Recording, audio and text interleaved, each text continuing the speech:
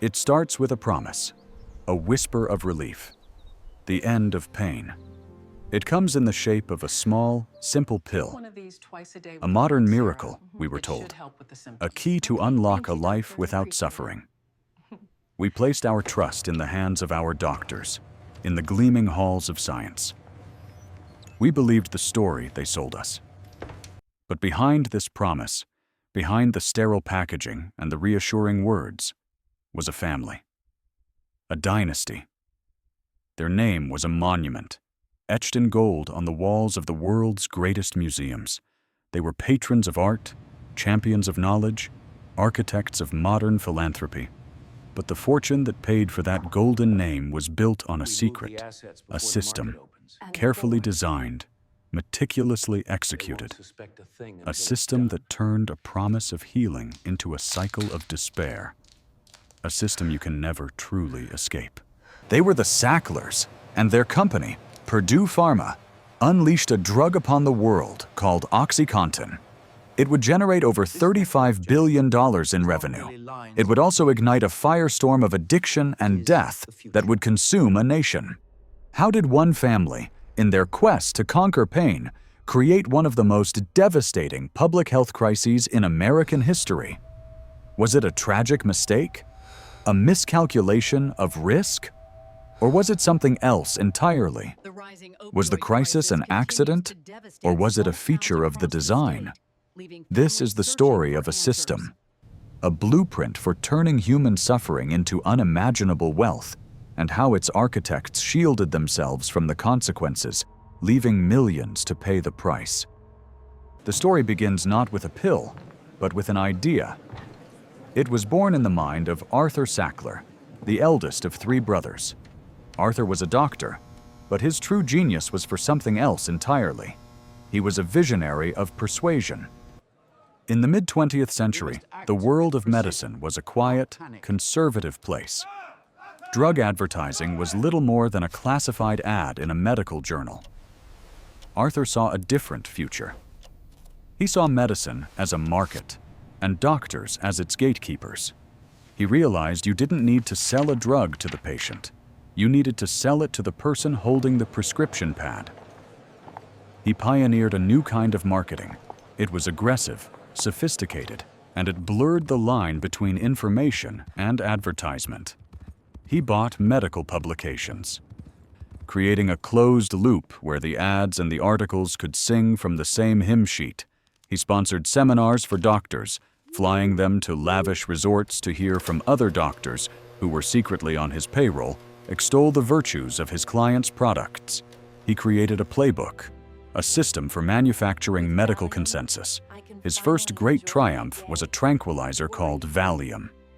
Before Arthur, it was a niche product.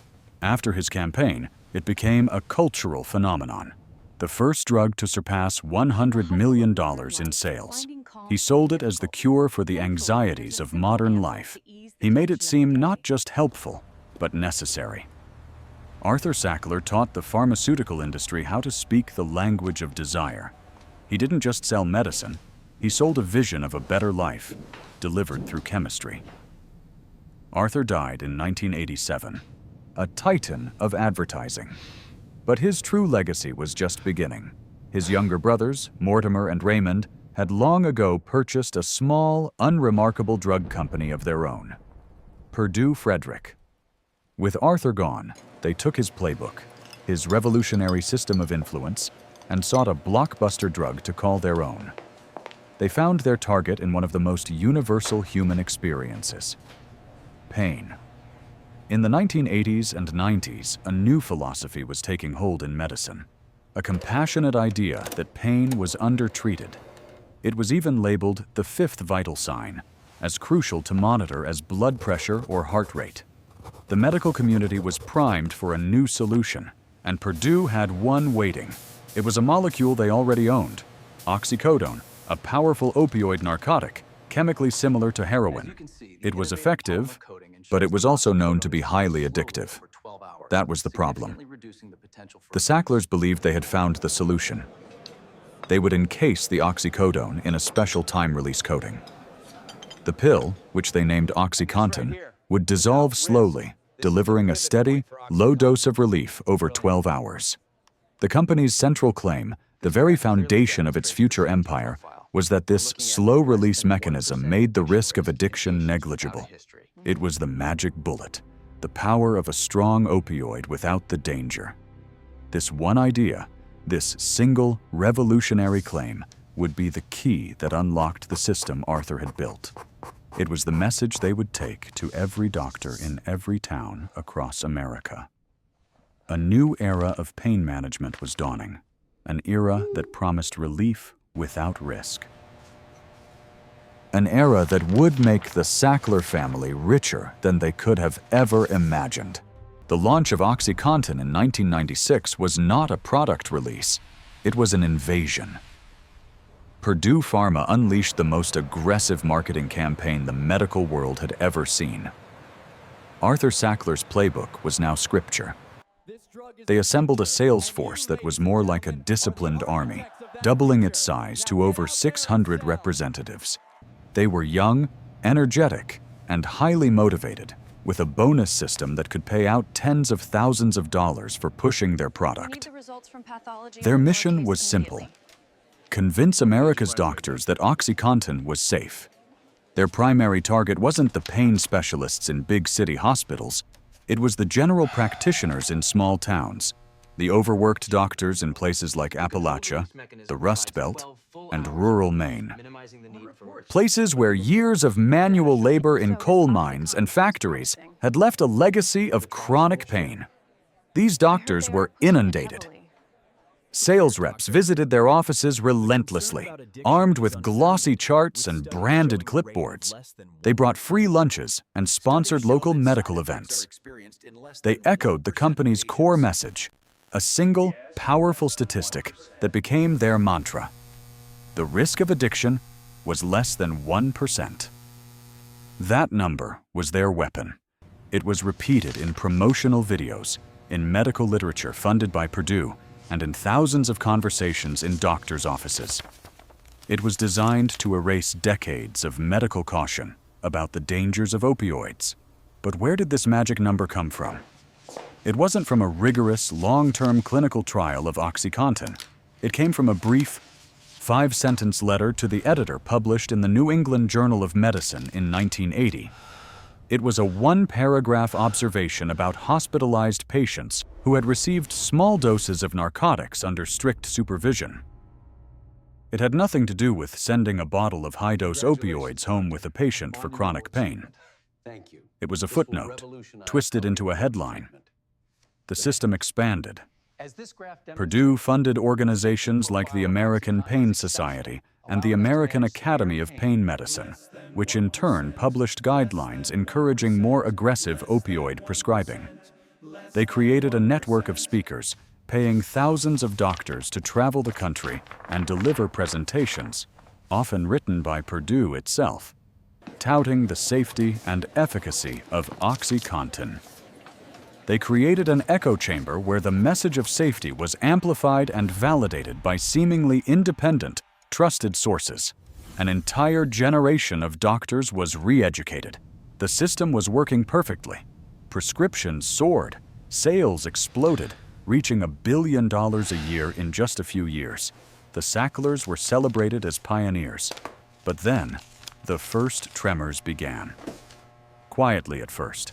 Reports from pharmacists in rural towns noticing a surge in prescriptions. Police chiefs in small communities seeing a spike in crime and pharmacy robberies. Emergency room doctors treating a new kind of overdose. People had quickly figured out that the pill's sophisticated time-release mechanism could be defeated with startling ease by simply crushing the pill and snorting it, or dissolving it in water and injecting it. A user could get the entire 12-hour dose of pure, powerful oxycodone in a single, euphoric rush. The very feature that was meant to make it safe became its most dangerous attribute. It was a guaranteed, high-quality dose, a holy grail for those seeking a high. Purdue knew. Internal reports confirmed they were aware of the widespread abuse as early as 1997, Just 1 year after the launch, they knew their drug was being crushed and snorted. They heard from their own sales reps about doctors who were running pill mills, handing out prescriptions to anyone with cash. They saw the storm clouds gathering, but the system was designed for profit, not for public health. And the profits were just too good to stop. The truth was not hidden in a complex scientific formula. It was written in plain English, in memos and emails circulating within the walls of Purdue Pharma. For years, the company publicly insisted that they were unaware of the scale of OxyContin's abuse, that they were victims of a criminal element misusing their miracle drug. But internal documents, unsealed in court proceedings, revealed a chilling reality. They knew. From the very beginning, they knew. The marketing was based on a lie they actively cultivated.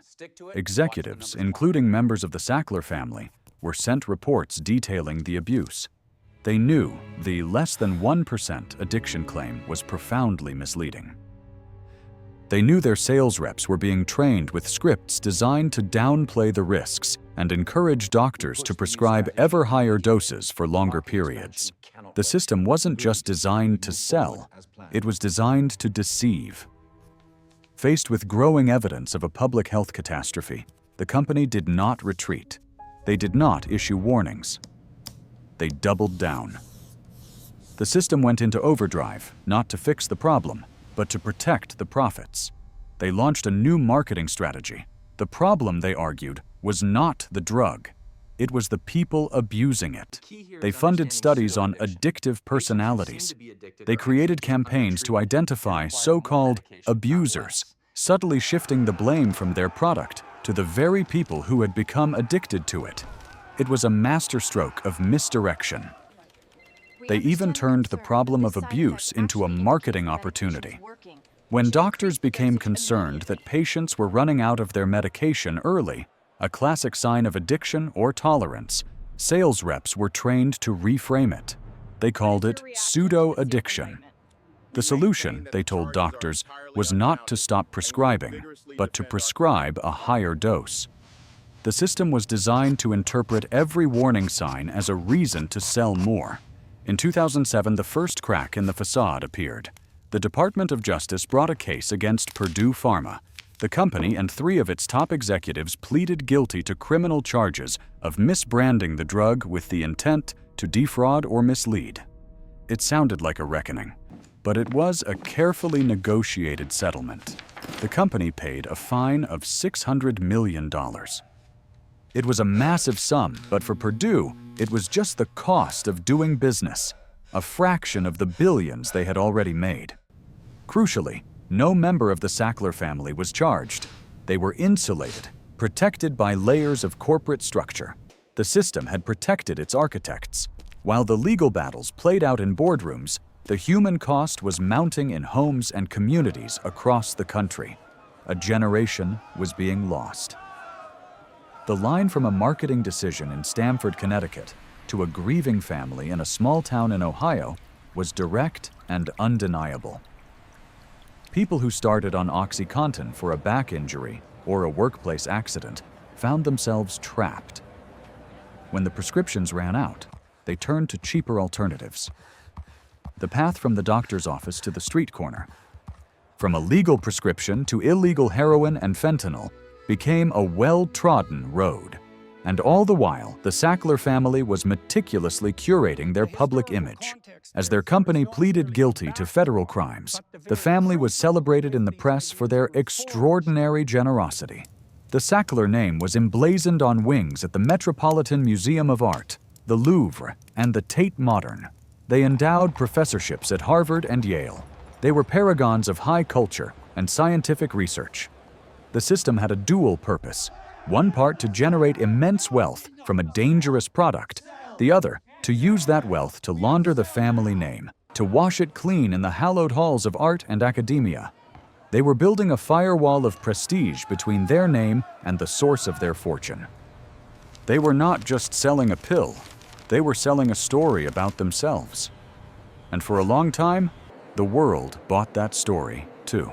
The fall of the House of Sackler was slow, Then all at once, lawsuits mounted, the truth became undeniable, and their name, once a symbol of prestige, became synonymous with a national tragedy.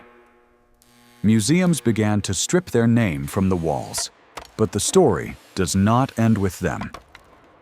Because the Sacklers did not just create a drug crisis, they perfected a blueprint, a system of influence and deception that has become the background radiation of our modern world.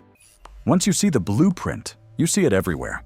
You see it in the tech companies that design algorithms to be as addictive as possible, hooking our attention for profit while claiming to simply connect the world.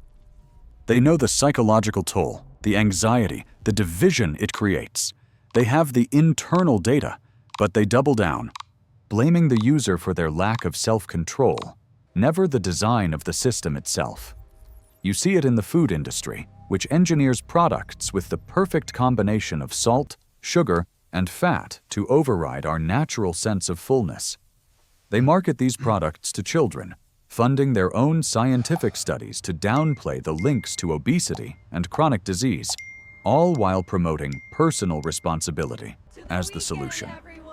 You see it in the financial sector, creating complex, high-risk products that promise impossible returns, bundling up risk and selling it off until the entire system collapses, wiping out the savings of millions. And when the crash comes, the architects of the system are bailed out, their fortunes protected, while the public pays the price. The playbook is always the same. First, identify a fundamental human need or vulnerability for relief from pain, for social connection, for sustenance, for financial security. Second, create a product that offers a simple, compelling, and highly profitable solution. Third, launch a massive marketing campaign that exaggerates the benefits and aggressively minimizes the risks, often using a single, misleading data point as a powerful mantra. Fourth, co-opt the experts. Fund the academics, the conferences, and the institutions that provide a veneer of scientific legitimacy and independent validation. Create an echo chamber. Fifth, when the negative consequences become undeniable, do not retreat. Shift the blame to the consumer. It is not our product that is flawed. It is your weakness, your lack of discipline, your moral failing. The system is never the problem. You are. The names and the industries change, but the deep structure of the system remains. It is a machine designed to convert human vulnerability into private wealth, while socializing the risk and the catastrophic cost. What is the true legacy of a name? For the Sacklers, there are now two. One is written in stone and steel, on the donor walls of the world's most revered institutions. It speaks of a commitment to art, to science, to the preservation of human culture. The other legacy is not written. It is felt. It is carried in the grief of millions of families, in the hollowed-out towns, in the generation lost to a plague that was not inevitable, but engineered. Can one legacy wash away the other? Can the beauty of a new museum wing erase the ugliness of the human cost required to build it? That is a question we are all now forced to ask. We look at the names on buildings and wonder about the stories behind the fortunes that built them. The story of the Sacklers and OxyContin forces us to see that the most powerful systems are often the ones we are taught not to question, the ones that wrap themselves in the language of medicine, of progress, of connection, of convenience. We are all living inside systems designed to influence our choices, to shape our desires, to profit from our behavior. Some are benign, others are not. Escaping them is not a matter of individual willpower, of simply saying no. You cannot escape a system by yourself. The escape route is not personal, it must be collective. It requires vigilance. It requires a healthy skepticism of promises that sound too good to be true. It requires pulling back the curtain on the institutions and experts that shape our world and asking the simple question, who pays for this? Who benefits? We began with a pill, a small physical object. But it was never just about the pill. It was the story sold with it, the system built around it, a system that treated human beings as targets and their pain as a market opportunity. It stands as a permanent warning, a reminder that the most dangerous cages are the ones we do not see, the ones built with good intentions and brilliant marketing, the ones that promise us a world without pain, but leave us with something far, far worse. And we are left with the final haunting question. What other systems are we living inside right now? And what price will we pay when we finally realize we can't get out?